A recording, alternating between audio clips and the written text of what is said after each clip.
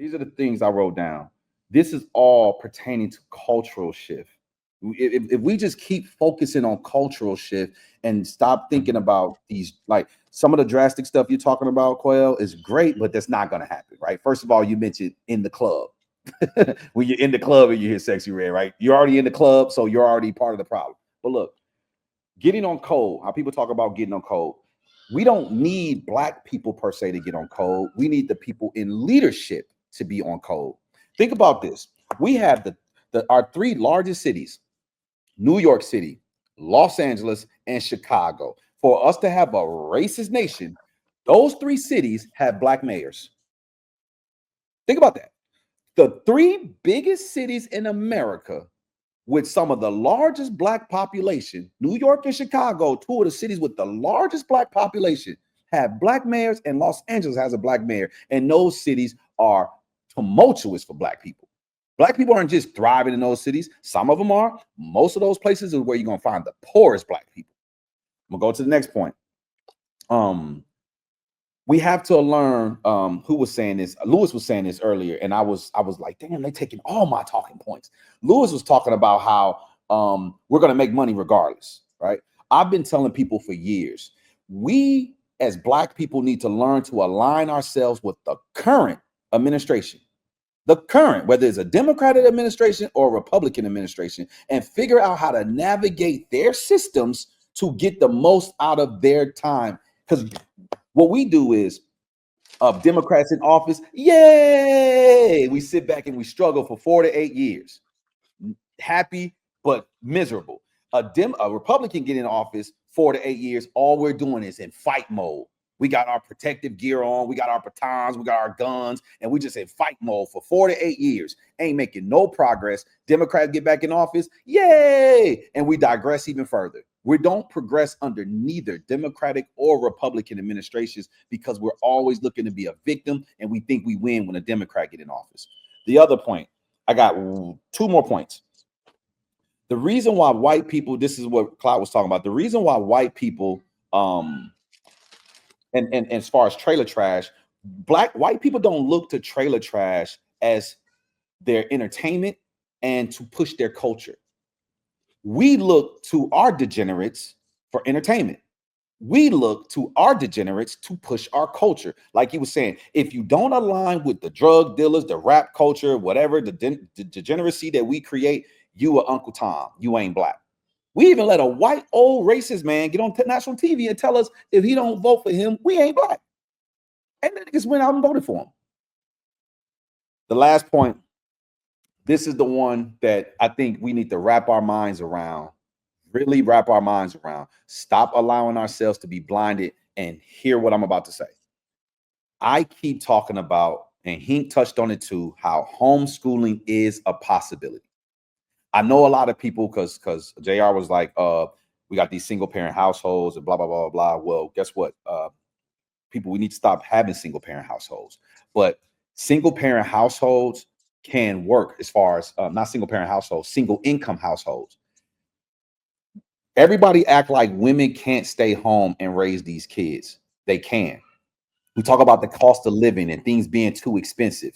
It's not too expensive. Think about this, ladies and gentlemen. We have so many women who are single parents raising children on one income. Mm-hmm. And she's not raising one kid, not raising two. Mm-hmm. Sometimes it's 3, 4, and 5 kids. Now, she may get some government assistance. Let's say she get government assistance. All that means is her income is low. Because if her income is low, if her income's not low, she's not going to get that government assistance, right? If she's making $60,000 a year, she's not going to get that government assistance. So whatever, if she's getting assistance, trust and believe, whatever she's making plus the government assistance will not hit a $60K income annually. So anybody who's making, I won't even say it won't even hit $50K annually.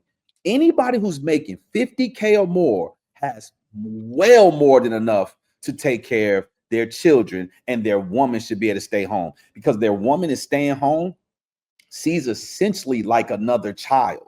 So if you got 2 children and your woman, that's like 3 children cost-wise, because a mom that's staying home, she's not going to need all the makeup. She's not going to need all the clothes. She's not going to be going out partying and living her life. So you want her to be oppressed? You want her to be oppressed? No makeup? No makeup? She can't go out? No. Listen to what I'm saying. He trolling, bro. I'm being facetious. I'm being facetious. Yeah, I just want to make sure, because the audience may think that's serious. So I'm not saying she can't have those things. I'm saying those things are not essential. Most women are going to have some makeup, and whatever makeup she has, she's not going to burn through it, right? It's going to last a long time because she's not always out and about. We got to stop acting as if we cannot survive on one income for the sake of our children. We constantly want to bring in a second income, but that has not proven to drastically improve the quality of life for our children. Our children will have a way better quality of life if their mother was present all day for all of their needs, their education. And if you still want to send them to school as some of the kids start getting older, so be it. But those pivotal years, them first 0 to 7 years, that mother needs to be there, man. And her having a job is just the total opposite of making that a reality. They're gonna say you just want to keep women barefoot and pregnant. Sure, keep them barefoot and pregnant. So what? That's love. A man keeping you barefoot and pregnant, he keeping you home. You don't have to stress out about work. You get to be with him, and you get to be with your kids. Stay barefoot and pregnant, ladies. If you ask most moms want to be home with their kids. I don't know what y'all talking about. Most when they have children. Now when they don't have kids now, I'm talking about, let me charge my thing real fast. Hold on. When they have kids, they do want to be home with their children, right? Hold on, sorry, y'all. Hey, we're professionalism. Women don't professionalism. Women don't want this. So there are things I agree, and I think you and Callie kind of almost said this. What's y'all know? Khalil. It's called Khalil, baby. Khalil. You kind of said the same thing, but I disagree with you on this part that you disagree with Khalil. Yeah, the club part. I don't know why I was so. But I do think that we need to start speaking up against things that speak against us, especially the music, right? And I'm gonna tell you the reason why I think that this is a big deal. My biggest competition in my classroom is music. As a high school teacher, them ear pods. They got hair now. They just do this right here, right? Or they may have their hoodie on, and they're not listening to anything I'm saying. Y'all wear hoodies at school? We're not supposed to, but they do. They're trying to sneak them up, or they'll do this thing where it'd be like halfway up. It's not over your head, but it'd be like up towards your shoulder. And you'll be amazed at the levels kids go through to disobey the rules, right? So I think whether we like it or not, music influences those kids who maybe don't have the solid family like everybody else. The music does influence your kids, and that's just it sometimes it influences you. So imagine the influence it has on kids growing up. If you want to have successful kids, take them out of an environment, put them in the environment you want them to be in. Your environment makes all the difference in the world, and that includes that. And for me, music is a universal language. It's people around the world who've never met Black people, but they think y'all bitches and hoes because you call yourself that. Why? That's what they're gonna think of you because that's what you call yourself. So the Asian people be like, "Yo, nigga." Right. And then not even that, but think about, and I hate to say it because we be on these platforms going back and forth, right? Because it brings in, we always like, well, what about different topics? Well, unfortunately, those toxic topics are, men, the guys like for the guys to come at the women, and the women like for the, and it's back and forth. And that too is toxic.